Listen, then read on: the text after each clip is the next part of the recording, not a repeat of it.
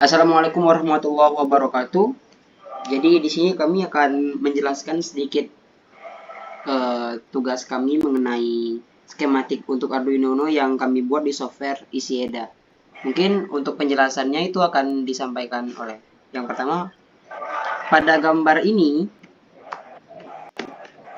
adalah skematik untuk Arduino Uno yang dibuat di software Isieda, yang dimana pada skematik ini menampilkan komponen utama, yang dimana komponen utamanya itu adalah rangkaian Arduino Uno dasar seperti mikrokontroler, ATmega 328P, konektor, dan beberapa komponen pasif. Nah, untuk penjelasan bagian utamanya dari skematik ini, yang pertama adalah mikrokontroler ATmega 328P, yang dimana ini adalah pusat utama dari rangkaian Arduino Uno yang memiliki beberapa pin untuk input dan output yang dapat dihubungkan dengan perangkat eksternal.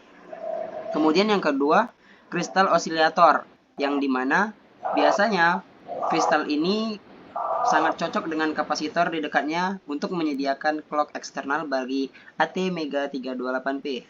Untuk yang selanjutnya adalah power supply, yang dimana pada power supply ini ada input VCC dan GND.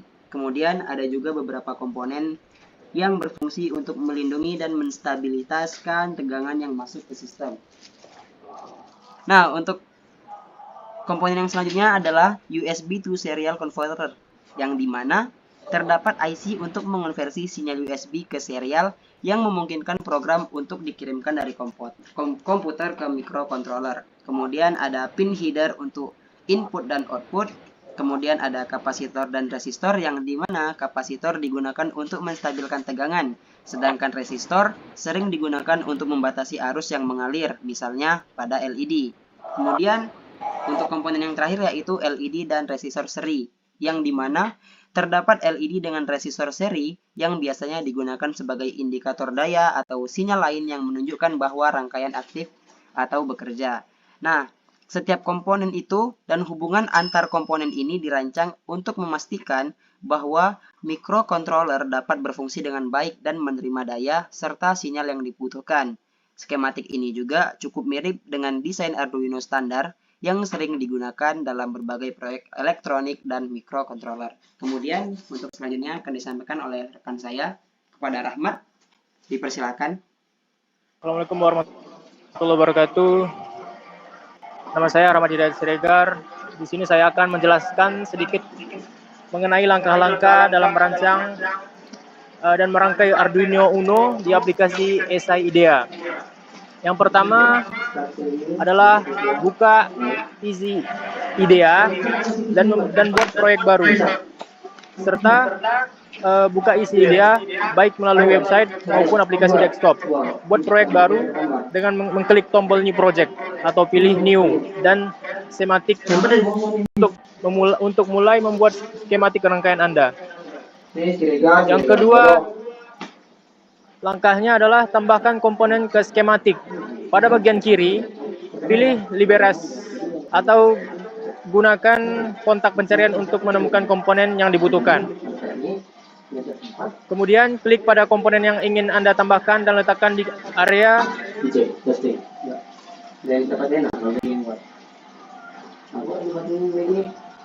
dan kemudian pastikan semua komponen yang Anda perlukan tersedia di skematik sebelum mulai menghubungkannya. Yang ketiga, menghubungkan komponen di skematik, yakni dengan cara gunakan alat wire atau tombol toolbar atau shortcut. Untuk menghubungkan pin-pin antar komponen, misalnya ATmega 328P, hubungkan pin catu daya atau VCC dan GND. Resistor dan LED, tempatkan resistor sebagai pembatas arus untuk LED. Konektor power supply, hubungkan input power dan ground dengan jalur ke regulator tegangan jika ada atau langsung ke pin VCC dan GND. Kemudian pastikan semua komponen terhubung sesuai skematik Arduino standar. Yang keempat, cek dan verifikasi skematik. Pastikan tidak ada koneksi yang terlewat. Easy IDEA menyediakan fitur Design Manager dan membantu memeriksa kesalahan koneksi. kemudian periksa apakah Anda ada pesan peringatan atau error dari aplikasi terkait kesalahan rangkaian. Yang kelima, pindahkan skematik ke layar PCB. Setelah skematik selesai, pilih Convert Schematic to PCB. Kemudian tentukan ukuran dan bentuk PCB sesuai kebutuhan. Yang keenam, atur komponen di layout PCB. Easy IDEA akan menampilkan komponen sesuai skematik Anda. Pastikan komponen seperti header, konektor daya, dan IC utama ditempatkan pada posisi yang mudah diakses. Kemudian hindari meletakkan komponen terlalu berdekatan untuk menghindari kesulitan saat soldering. Ketujuh, buat jalur tembaga atau routing. Gunakan route untuk membuat jalur koneksi tembaga pada PCB. Pilih lebar jalur yang sesuai, biasanya antara 0,3 mm hingga 0,5 mm untuk sinyal. Dan lebih lebar untuk jalur yang satunya. Sisi dan gende. Gunakan jalur yang lebar, pastikan ground plane menyebar di seluruh PCB untuk mengurangi noise. Sinyal menghubungkan pin input output Mega 328P ke header sesuai kebutuhan. Isi IDEA juga memiliki opsi auto router untuk merutekan jalur secara otomatis, tetapi kadang-kadang perlu dilakukan penyesuaian manual. Yang ke-8, tambahkan label dan nama PCB. Tambahkan label pada setiap pin atau komponen jika perlu untuk memudahkan identifikasi. Kemudian biasanya nama-nama komponen seperti R1, C1, D1, dan lainnya otomatis muncul. Namun Anda juga bisa menambahkan informasi tambahan pada PCB. Ke-9, cek DRC atau Design Rule Check. Jalankan DRC dari menu Tools, Design Rule Check untuk memastikan tidak ada kesalahan desain. Yang ke-10, simulasi atau opsional. IZIDEA memungkinkan simulasi dasar untuk beberapa rangkaian. Anda bisa mensimulasikan rangkaian sederhana sebelum melanjutkan ke tahap produksi. 11. Ekspor dan produksi PCB.